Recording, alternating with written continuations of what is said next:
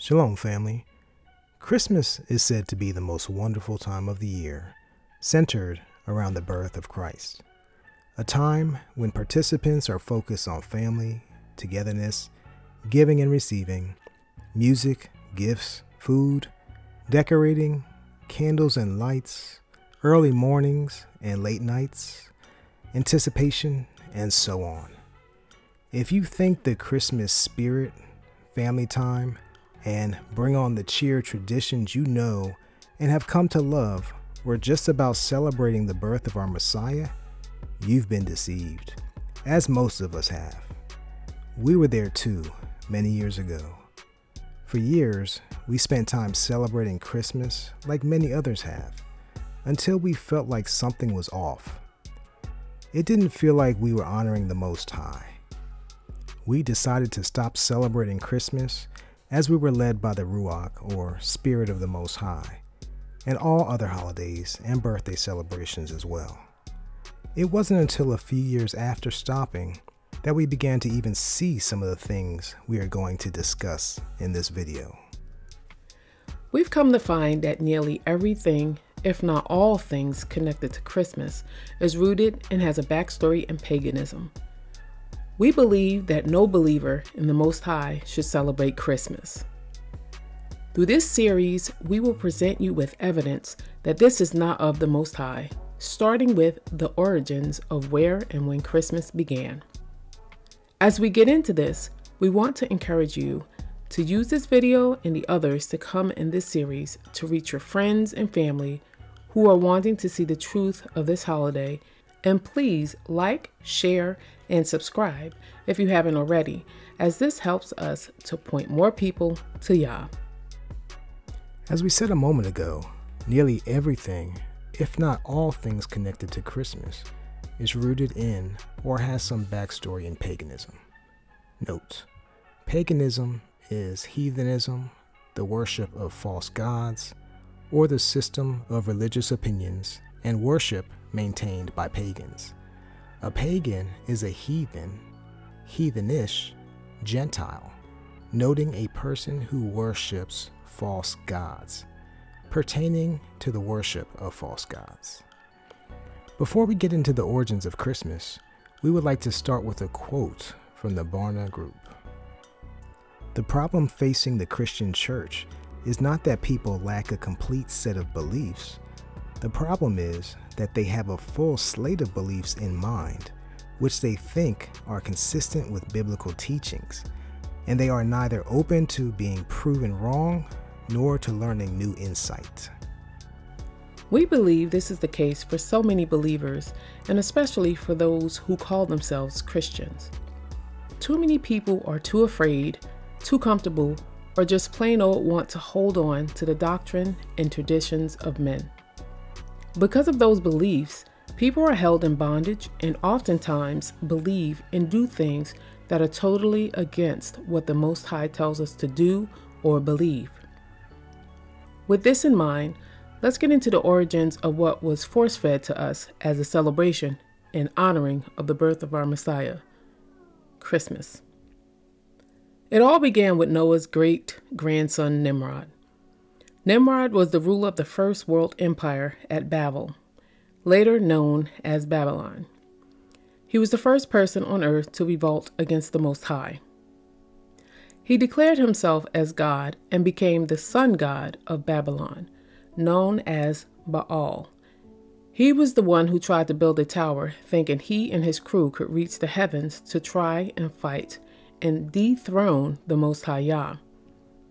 His people loved and adored him and saw him as a powerful god. He was historically one of the original false gods. Nimrod married his mother, Semiramis, and after his death, Semiramis, his mother wife, spread a lie and said that he had not died, but had in fact gone to heaven, since he called himself the sun god. She also claimed that on his birthday, December 25th, Nimrod would visit the evergreen tree and leave gifts upon it. Semiramis became pregnant and claimed it to be a gift from the gods, the reincarnation of Nimrod. According to legend, Semiramis gave birth to a son, Tammuz, on December 25th, after being impregnated by a sun ray, Nimrod, the sun god. She married Tammuz, believing that he was the reincarnation of Nimrod. This is where sun worship began. December 25th was an important day for the pagans because they celebrated something at, on, or around this date. As a matter of fact, many false gods were celebrated or honored on this day. Some of these people may not be real, but in any case, they are worshipped by many as gods, and many predate the birth of the Messiah. Now let's take a trip back to ancient times. The winter solstice was the shortest day and longest night of the year. The middle of winter had long been a time of celebration.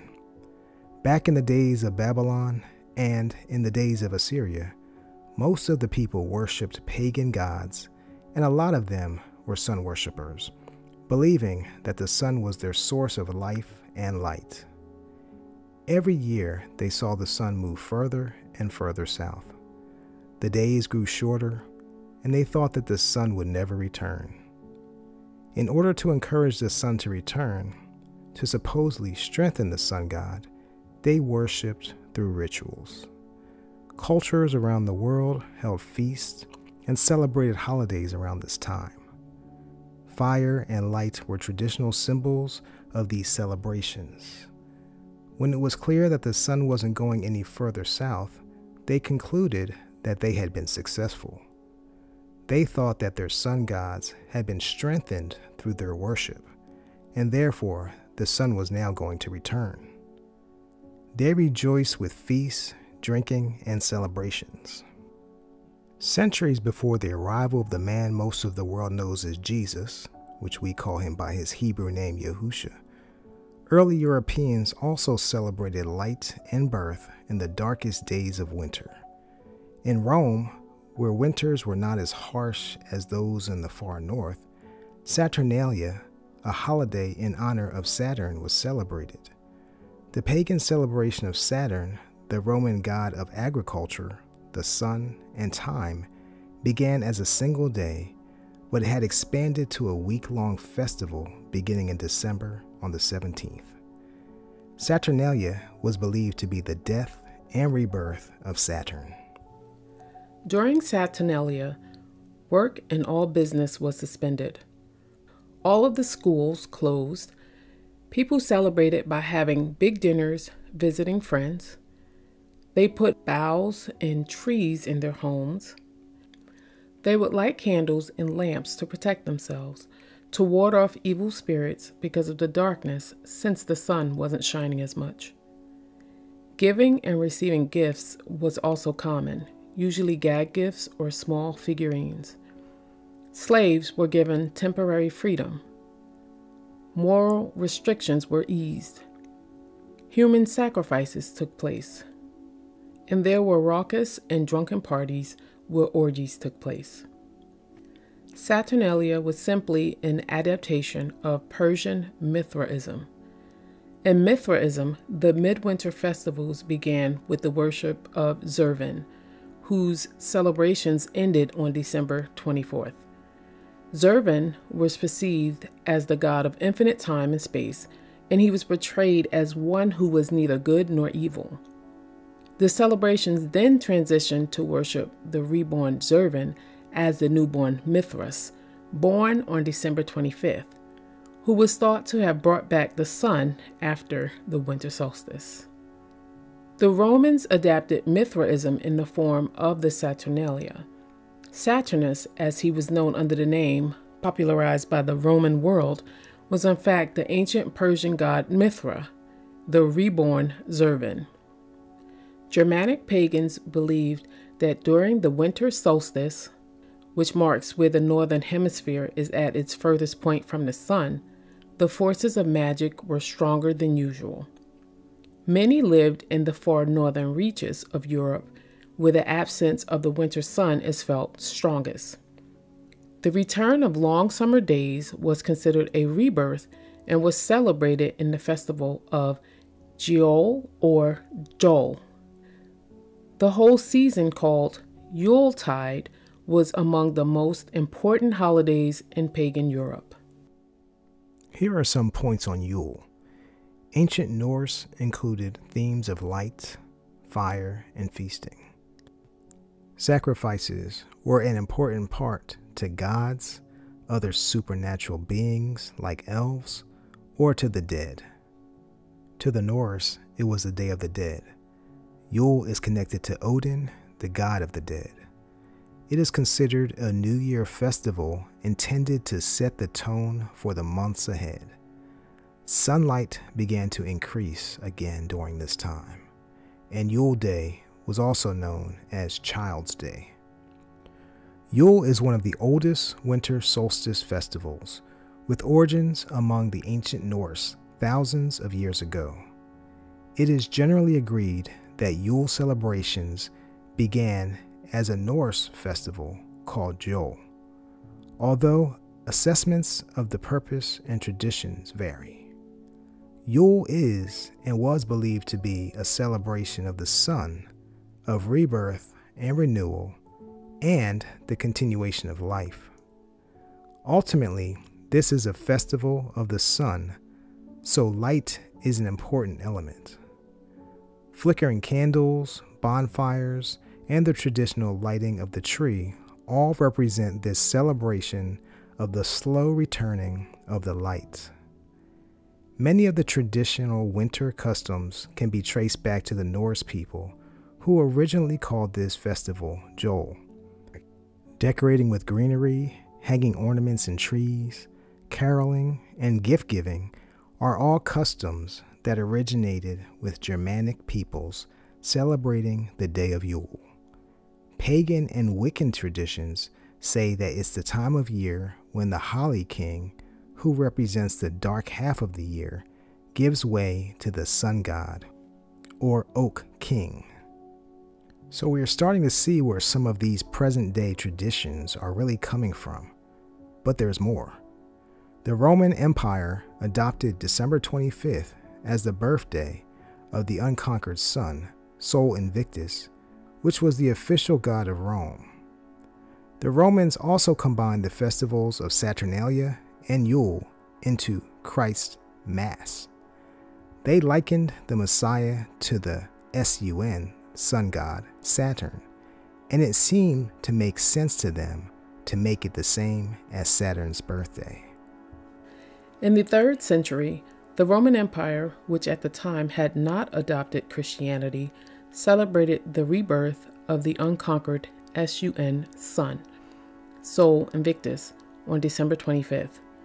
This holiday not only marked the return of longer days after the winter solstice, but also followed the popular Roman festival called Saturnalia. December 25th was also the birthday of the Indo-European deity Mithra, a god of light and loyalty, whose cult was at the time growing popular among Roman soldiers.